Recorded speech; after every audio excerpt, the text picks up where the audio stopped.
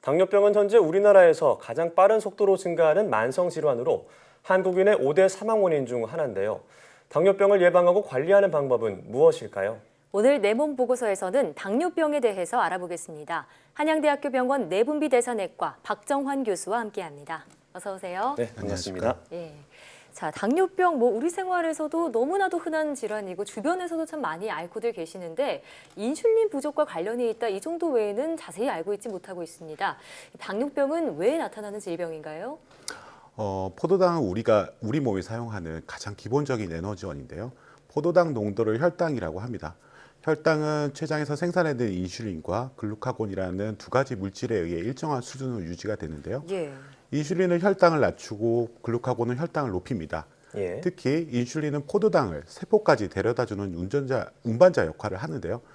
그런데 여러 가지 이유로 인슐린이 잘 분비되지 않거나 기능을 제대로 하지 못하면 혈당이 지나치게 높아지게 되고 그 고혈당에 의해서 혈액이 온몸을 돌면서 미세혈관과 거대혈관을 망가뜨려 각종 합병증을 일으키는 것이 당뇨병이라고 합니다. 네. 당뇨병도 제1형, 2형으로 나뉜다고 들었는데요. 어떻게 구분하는 건가요? 우리 몸이 정상 세포나 조직을 자욱으로 잘못 인식하고 공격하는 질병이 자가면역 질환이라고 하는데요. 예.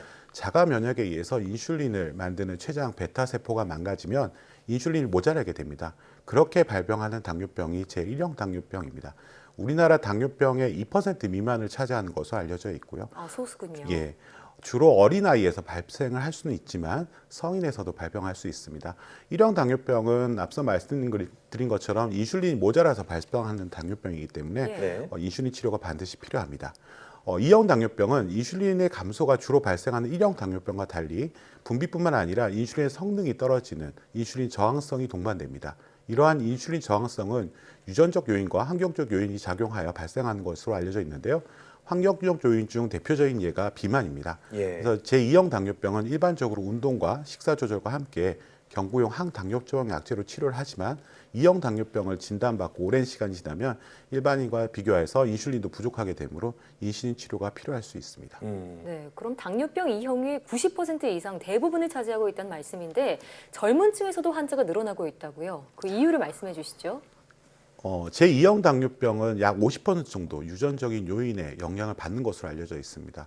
부모 모두 2형 당뇨병인 경우에 자녀에게서 2형 당뇨병이 발생할 가능성은 30% 정도이고요. 네. 부모 중 한 사람이 제2형 당뇨병인 경우에 자녀가 당뇨병이 발생할 가능성은 15% 정도입니다. 예. 하지만 가족 중에 제2형 당뇨병 환자가 있다고 해서 반드시 제2형 당뇨병이 발병하는 것은 아니고요. 반대로 가족 중에 제2형 당뇨병 환자가 없다고 해서 제2형 당뇨병 발병 위험이 전혀 없는 것은 아닙니다. 네. 그만큼 제2형 당뇨병 발병에는 환경적 요인도 많은 영향을 주고 있는데요. 네. 최근에 젊은 층에서 당뇨병 환자가 증가하는 것도 운동 부족, 그다음에 불규칙한 수면, 과식, 과도한 간편식 식품 섭취라든지 이런 나쁜 생활 습관으로 비만이 그 이유가 될 수 있습니다. 그리고 남성보다는 여성에서 그리고 연령이 높아질수록 그다음에 당뇨병의 발병률이 좀 높아지고요. 예. 스트레스도 당뇨병 발병의 중요한 원인으로 알려져 있습니다. 네, 그렇군요. 말씀하신 것들을 좀 조심해야겠다는 생각이 드는데요. 당뇨병은 합병증이 위험하다라는 말이 있잖아요. 어떤 합병증들이 있나요? 당뇨병의 만성 합병증에는 이제 미세혈관 합병증과 대혈관 합병증이 있습니다. 미세혈관 합병증에는 망막에 분포된 미세혈관의 문제로 실명에 이를 수 있는 당뇨병성 망막병증, 그리고 우리 몸에 노폐물을 걸러주는 신장이 손상되면 혈액투석과 같은 신대체요법이 필요하게 되는 당뇨병성 신증이 있습니다. 예. 또한 감각을 조절하는 신경에도 문제가 발생을 해서 손과 발이 저리거나 아프고 점차 감각이 둔해지는 당뇨병성 말초신경병증이 있는데요. 네. 이러한 당뇨병 환자는 이런 미세혈관 합병증으로 삶의 질이 떨어지게 되지만 당뇨병 환자의 사망의 원인의 70%는 대혈관 합병증에 있습니다. 더 큰 문제가 대혈관 합병증이라고요. 구체적으로 합병증이 어떻게 되나요? 대혈관 합병증에는 심장을 먹여 살리는 관상동맥이 막혀서 심근경색증이나 협심증이 나타나거나 뇌혈관이 막혀서 뇌졸중을 일으켜 생명을 위협합니다. 고혈당 혈액은 그 자체로도 독성이 있어서 혈관벽을 망가뜨리게 되는데요. 혈관이 수축과 이완을 하며 탄력적이어야 되는데 점차 딱딱해지고 좁아지게 되면서 예. 결국에 당뇨병은 혈관병이 되는 셈이죠. 그래서 예. 혈관에 영향을 줄 수 있는 고혈압과 고지혈증이 동반된 경우에도 이와 함께 같이 치료를 해야지 당뇨병에 의한 대혈관 합병증을 막을 수 있습니다. 네, 당뇨병은 결국 혈관병이다 이렇게 말씀을 하셨는데 네. 자, 혈당을 제대로 관리하는 게 무엇보다 중요할 것 같습니다. 어떻게 관리하는 게 좋을까요? 혈당이 낮을수록 당뇨합병증 위험이 낮아지는 것은 잘 알려져 있습니다. 예. 네. 하지만 당뇨병을 치료받는 기간이 길수록 합병증 발생 위험이 커지게 됩니다. 따라서 오랜 기간 당뇨병을 치료해야 되는 젊은 당뇨병 환자들은 더 철저하게 당뇨병을 관리해야 합병증을 예방할 수 있고요. 일부 당뇨병 환자들이 이러한 내용을 잘못 이해하셔가지고 당뇨병 진단 후에 약물 치료를 잘 받지 않으려고 하는데요. 당뇨병 진단 초기에 적극적인 약물 치료를 통해서 혈당을 잘 조절해야 합병증 발생을 또 줄일 수 있습니다. 또 당뇨병 완치가 없고 평생 네. 관리해야 하는 질환이므로 예. 초기부터 의료기관을 방문하여서 치료하는 것이 매우 중요합니다.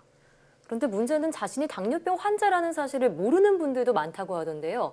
당뇨병임을 의심할 수 있는 증상들이 있다면요. 당뇨병이 발생해서 혈당이 올라가게 되면 소변을 자주 보게 되는 다뇨 현상이 생기고 다뇨로 인한 탈수로 목이 자주 말라서 물을 마시게 되는 다음 현상이 생기게 됩니다. 또 음식을 많이 먹게 되면서 체중은 오히려 감소되고 그런 현상들이 생기게 되는데 이러한 증상들은 혈당이 매우 높은 경우에만 생기는 증상이고요. 네. 예. 대부분의 환자는 아무런 증상 없이 혈당 검사에서만 이상이 발견돼서 당뇨병을 진단받게 됩니다. 따라서 당뇨병 진단을 위해서는 40세 이상이라면 매년 당뇨병 선별 검사를 받는 것이 매우 중요하고요. 또 직계 가족 중에 당뇨병이 있거나 비만, 임신성 당뇨병, 4kg 이상의 거대아를 출산한 가거력이 있는 등의 제2형 당뇨병의 위험 인자를 갖고 있는 경우에는 예. 30세부터 당뇨병 선별 검사를 받아야 합니다. 네, 말씀하신 분들은 정기적인 검진이 필수일 것 같고요. 네. 자, 평상시에 당뇨를 예방할 수 있는 방법이 있다면 소개해 주시죠. 제2형 당뇨병 경우 생활 습관 교정을 통해서 예방이 가능한 것으로 알려져 있습니다. 규칙적인 운동과 식사, 설탕 등의 단순당의 섭취를 제한하고 소금 섭취 조절들을 통해서 체중을 감소시키면 제2형 당뇨병 발생 위험을 낮출 수 있습니다. 예. 일반적으로 과체중 혹은 비만 환자에서 전체 체중의 5% 정도만 줄이면 제2형 당뇨병 발생 위험이 낮출 수 있다고 알려져 있습니다. 네, 규칙적인 운동이나 올바른 식습관은 뭐 대부분의 질병을 예방하는 데 도움이 되는 것 같다는 생각이 듭니다. 네. 네, 지금까지 한양대학교병원 내분비 대사내과 박정환 교수와 함께했습니다. 오늘 말씀 고맙습니다. 고맙습니다.